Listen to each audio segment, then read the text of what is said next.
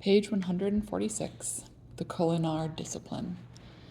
It wasn't even dawn when a voice began chanting. It was far away, tinny, like the speakers in a drive-thru, but it was beautiful even if I couldn't tell what it was saying. When it faded away, I didn't go back to sleep because Mom knocked on my door. I pulled the covers closer around my neck. I had on my boxers, but still. Yeah, oh, you're up. Yeah, the chanting woke me. The call to prayer, right? Mom smiled. The azan. It's beautiful. I had heard it the last couple of days, but I never got a chance to ask about it, and it felt different waking up to it instead of hearing it while I was making tea or eating lunch. I forgot how much I missed hearing it. Yeah? Mom turned on the light. The dancing fan chose that moment to fall over. We both stared at it for a second. Mom shook her head. I can't believe Babu still has that old thing. You always said say Yazvis don't throw anything away. Mom snorted. Come on, you'd better get dressed. Your grandfather wants to hit the road in half an hour. Okay. The sun was still kissing the horizon when I stepped out of the house. I pulled the hood of my jacket up to warm my ears. Everything was quiet. Everything, that is, except the house behind me, where Mom was shouting at Lala to get her shoes on, and Mamu was shouting at Mom to remember the water bottles and snacks. Dad bumped his elbow against me, his hands deep in the pockets of his gray Kellner and Newton jacket. The shouting inside was drowned out by the sound of 1,000 furious wasps as Babu drove the Barami family vehicle up to the curb.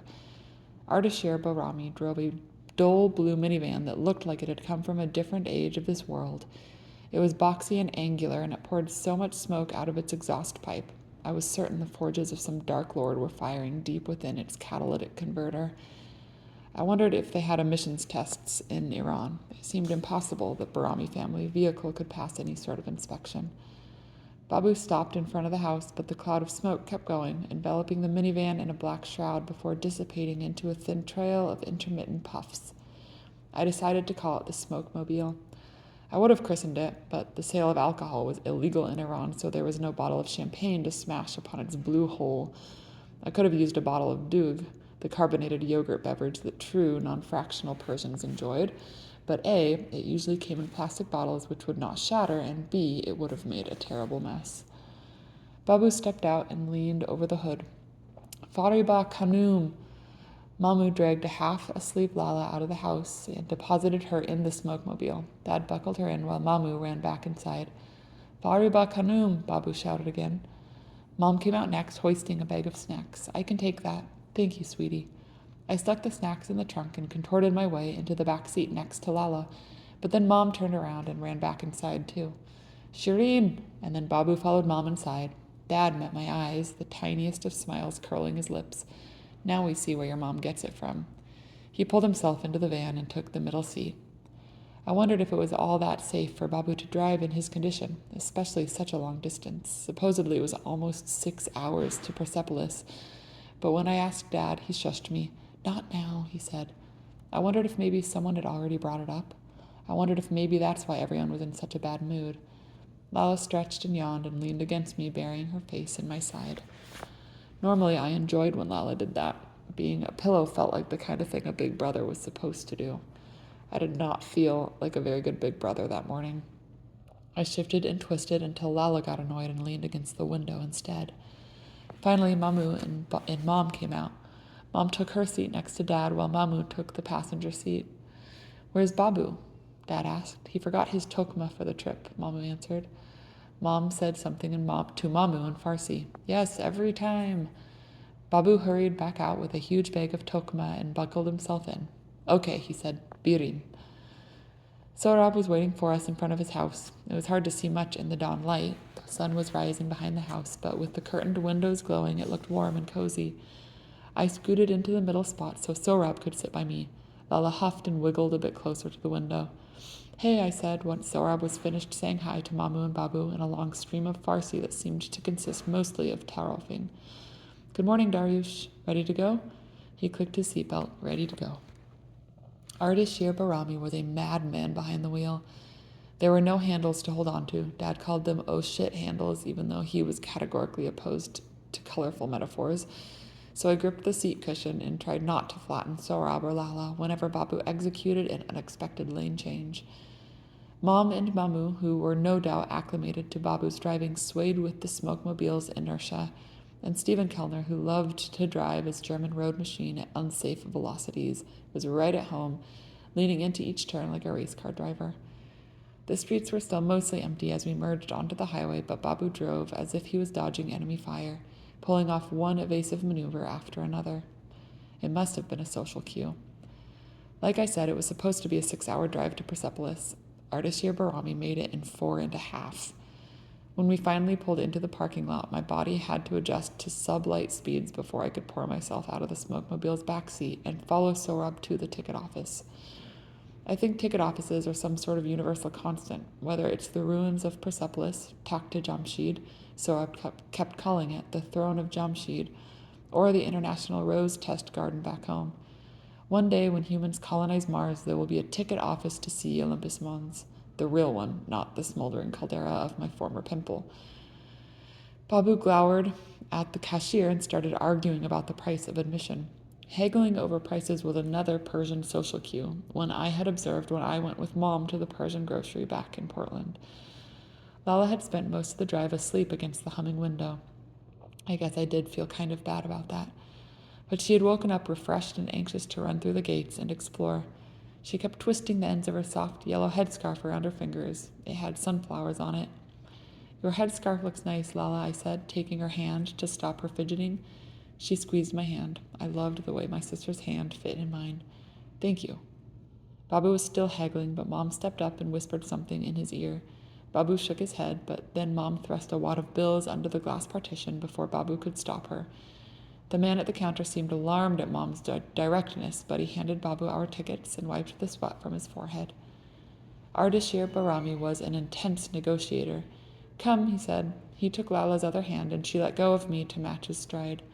My sister wanted to look at every single stall in the bazaar that sprawled between the ticket office and the entrance to the ruins, but Mama managed to maneuver her away from them all. Apparently, his evasive driving skills extended to navigating Lala post-potential distractions. Past them. Your sister has so much energy, Sorab said. Yeah, too much. You were a good brother, Darius. I didn't know if that was the truth, but I liked that Sorab thought that about me. A row of trees hid the ruins from view. We followed the path, made of sun-bleached wooden beams, up a short hill. Ahead of us, Lala wiggled out of Babu's grasp and rabbited through a crumpled stone archway that stood for thousands of years. Sorab and I jogged to catch up. Even though the trees and manicured lawns were green, Persepolis itself was brown and dry. Pillars of stone reached for the sun, their surfaces smoothed by wind and age. I had to crane my neck to see their tops, but the sky was so bright and the sun so high I started sneezing. Wow, I said when I regained the power of speech. Dad paused beside us. Wow is right. Look at it. Many of the stone pillars were broken. Some were cracked but still standing, barricaded with plexiglass to keep people from touching them. Others had already experienced non-passive failures. Huge chunks of brown rubble lay forlorn across the loose, rocky ground. Tufts of grass poked out from a few shady spots, but mostly it was dry and stark. I felt like I had stepped onto the surface of the planet Vulcan and was finally going to master the culinary discipline, embracing logic and purging myself of all emotions. Dad pulled his sketchbook out of his Kellner and Newton messenger bag. Dad was never far from his sketchbook and stepped off the wooden planks onto the gravel to sketch the nearest row of broken pillars. Lala and Babu had already wandered off, so Sorab led me to a giant statue of Lamassu. A Lamassu is pretty much the Persian version of a sphinx, a mishmash animal with the head of a man, the body of an ox, and the wings of an eagle. As far as I knew, no riddles were involved in mythological encounters with Lamassu, but there was probably some extremely high level of tarofing. This Lamassu was one of a pair. Its mate had been decapitated at some point, but still, the statues towered over us, mute sentinels of a fallen empire. The gate of all nations, Sorab said. He gestured around to the Lamassus and pillars surrounding us. That's the name in English. It wasn't much of a gate anymore, since anyone of any nation could have easily stepped around it instead of walking through, but it was still amazing. Behind the Lamassu, more columns sprouted from the ground like ancient trees in a petrified forest, 40 feet tall, spindly but still miraculously upright. Giant stone slabs formed the remains of what must once have been a breathtaking structure. Sohrab held my shoulders and guided me through the gate of all nations, then turned me toward another long wood-planked path where Mom and Mamu were waiting for us. This is the palace of Darius the First, Sohrab said. Darius the Great. Wow, I said. My vocabulary had failed me. Pretty cool, right? Mom said. She looked back toward the entrance. Where's your dad? Sketching the pillars. Go get him, would you? She tucked a strand of hair back under her turquoise headscarf and then did the same for her mother. We should stay together. What about Lala and Babu? Mamu said, they'll be fine. I ran back to grab Dad. Mom says we should stick together. All right. But Dad had to get sketches of the gate of all nations too until Mom finally lost her patience and came to get him herself. She waved her arm at the crowds around us. Everyone's going to think you're planning a drone strike, she whispered, her voice sharp as vinegar. Shireen Kellner could be formidable when she needed to be. Sorry, Dad said. He slipped the sketchbook back into his Kellner and Newton passenger bag. Dad knew better than to argue with Mom when she used her vinegar voice. He bumped elbows with me as we followed Mom. I didn't understand why he did that. Huge, huh? Yeah, I'm grateful you're getting to see this. Me too. Dad almost smiled, almost. Maybe he was doing his best. Darius, Sohrab called. He waved me forward. Coming. It wasn't like the ruins of Persepolis were an entire city. At its height, Persepolis had covered a huge area, not as great as Greater Portland maybe, but still. The part we were in, the part with the actual ruins, Takhta Jamshid, was small enough to fit in our neighborhood back home. Sohrab led me through the Apadana, the complex's main palace.